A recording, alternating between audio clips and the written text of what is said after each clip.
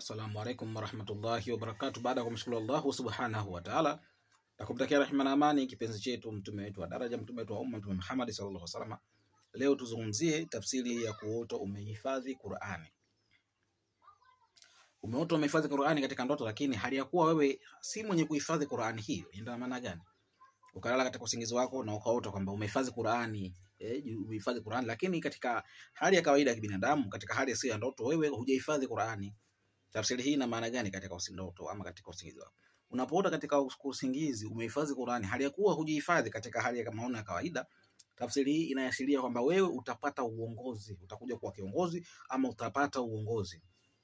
Ukiota umehifadhi Qur'ani katika usingizi wako hali ya kuwa wewe katika hali ya kawaida bila usingizi, hali ya kutokuwa na maono, hujahifadhi Qur'ani yote, lakini katika ndoto ukaota umehifadhi Qur'ani lakini hukuhifadhi katika hali ya kawaida, basi tambua kwamba ni bishara ya kupata uongozi. Kama alivyosema tukiangalia katika surati Yusufu aya 55, inasema Yusufu alisema kwamba nifanye mimi niwe mshika hazina wa nchi, kwani mimi ni mlinzi mjuzi. Surati Yusufu aya 55 anasema nifanye mimi kuwa mshika hazina wa nchi, kwani mimi ni mlinzi na mjuzi, katika surati Yusufu aya 55. Assalamu alaikum warahmatullahi wabarakatuh.